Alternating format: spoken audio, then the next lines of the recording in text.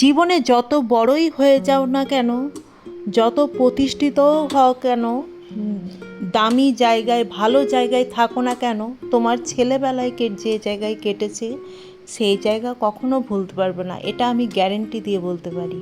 সব মানুষ মনে রাখে তার ছোটোবেলাটাকে, আর সেই ছোটোবেলা কিন্তু ফিরে আসে না।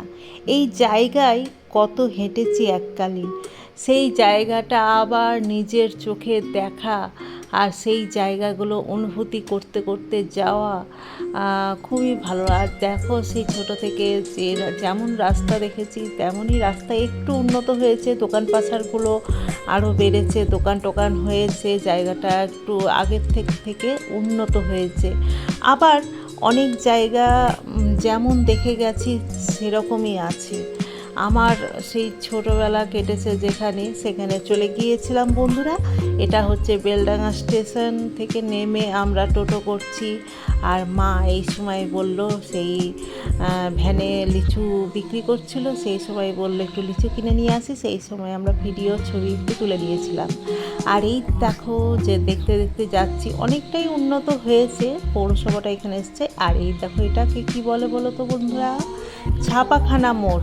আর ছাপাখানা মোড়েই দেখা হয়ে গেল কাদের সাথে? দেখো আমার দাদা আর বাবা, ওরা বাইক নিয়ে আসছিল আর আমরা ট্রেনে আসলাম, কিন্তু একসঙ্গেই প্রায় পৌঁছে গেছি। আর এই দেখো দেখতে দেখতে এই দেখো দোকানগুলো কিন্তু আমি ছোটোবেলায় যেগুলো দেখেছি সেইগুলোই আছে, সেই রকমই আছে। কিছু দোকান, আর কিছু দোকান একটু রং টং করেছে, একটু উন্নত করার চেষ্টা করেছে, কিন্তু বেশিরভাগই না আগে ছোটোবেলায় যেমন দোকানগুলো দেখেছিলাম সেইগুলো। এখানে আমরা ছিলাম এই গলিতে, আমরা এই গলিতে অনেক বছর ছিলাম। তারপরে আমাদের বাড়ি করা হয় দক্ষিণ পাড়ায়। এই দেখো গৌরাঙ্গ বস্ত্রালয়।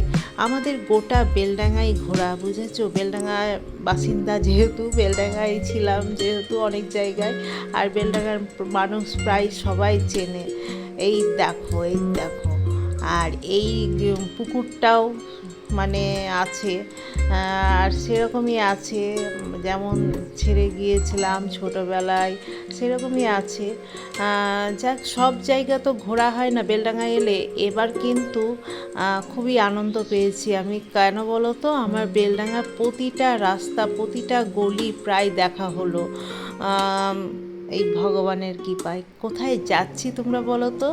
এবার দেখতে পাবে কোথায় যাচ্ছি। যেতে যেতে দেখা মিলল, ও রাস্তাগুলো দেখো। এই দেখো বাবু কার্তিক হয়। কোথায় ঢুকে গেলাম এবার? কোন রাস্তায় বলো তো? বেনিয়াপাড়া বা বেনেপাড়া যেটাকে বলে, এখানেও আমরা ছিলাম, এখানেও আমরা ছোটোবেলা আমাদের কেটেছে। আর যাই হোক, এইভাবে দেখতে দেখতে যাচ্ছি।